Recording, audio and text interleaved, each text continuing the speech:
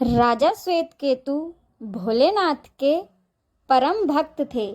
उन्होंने काल को भी जीत लिया था। राजा श्वेतकेतु सदाचारी, सत्यवादी, धर्म के मार्ग पर चलने वाले शूरवीर और प्रजापालक थे। वह अत्यंत ही निष्ठा और प्रेम भाव से प्रजा का पालन और अपार आस्था और श्रद्धा भाव से भगवान शिव की भक्ति करते थे। उनके इस भक्ति भाव से महाकाल अत्यंत प्रसन्न थे। उनकी कृपा से श्वेतकेतु के राज्य के लोग दुख, दरिद्रता, अकाल मृत्यु और महामारी से अछूते थे। एक दिन जब राजा श्वेतकेतु का जीवन काल समाप्त होने को था और वह भोलेनाथ की आराधना में लीन थे, तब यमराज के सचिव चित्रगुप्त ने यमराज से कहा कि राजा श्वेतकेतु की आयु अब पूरी हो चुकी है।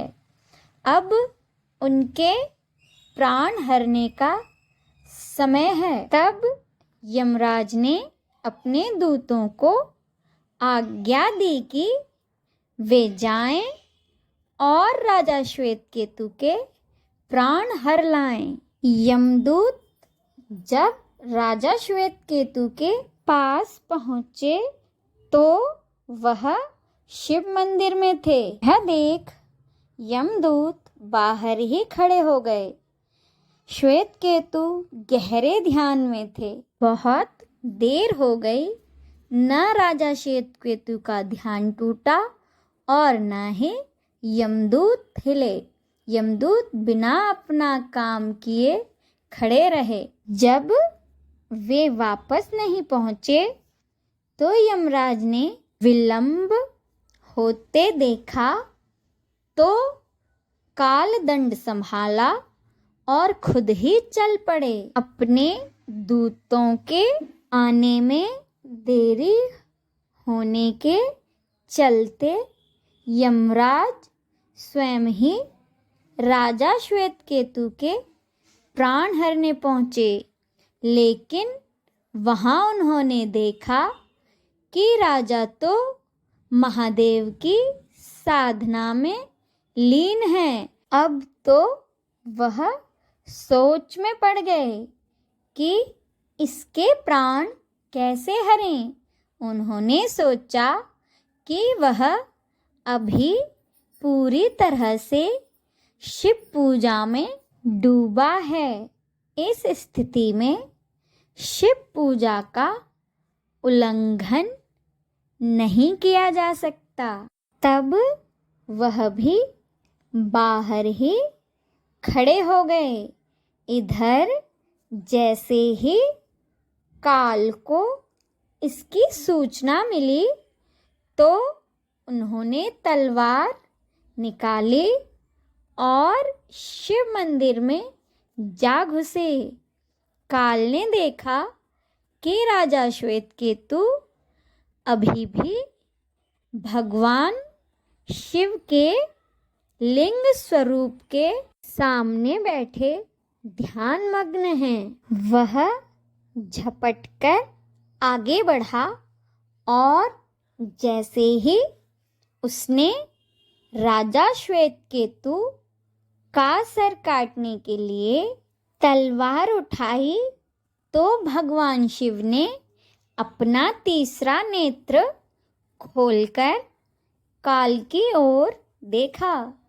भोलेनाथ का तीसरा नेत्र खुलते ही काल वहीं राजा श्वेतकेतु के सामने जलकर भस्म हो गया।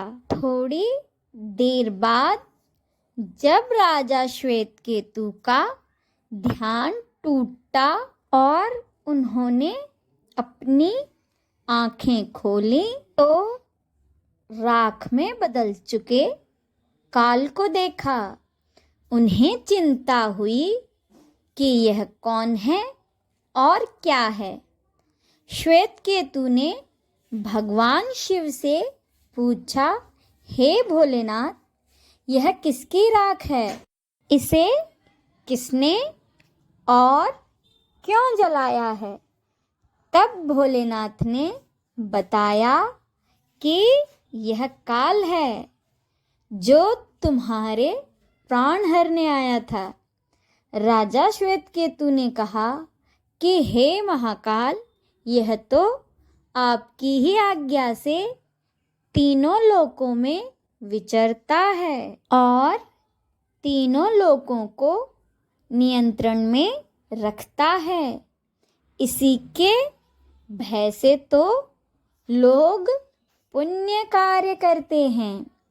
आप इन्हें अतिशीघ्र जीवन दान दे दें। शिव जी की कृपा से काल जी उठा और उसने उठते ही श्वेतकेतु को अपने गले से लगाकर बोला, राजा, तुम जैसा तो तीनों लोकों में कोई नहीं है। तुमने तो अजय काल को भी जीत लिया।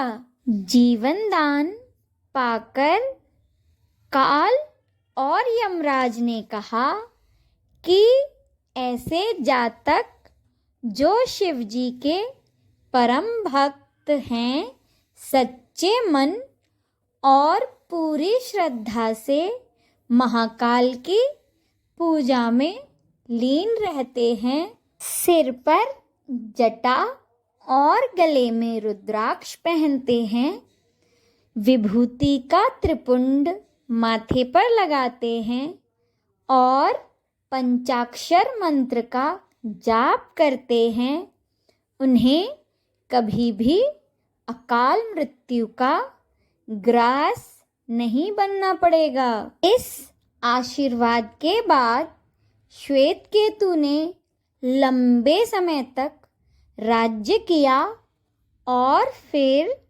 महाकाल की कृपा पाकर उनमें ही विलीन हो गए। जय महाकाल।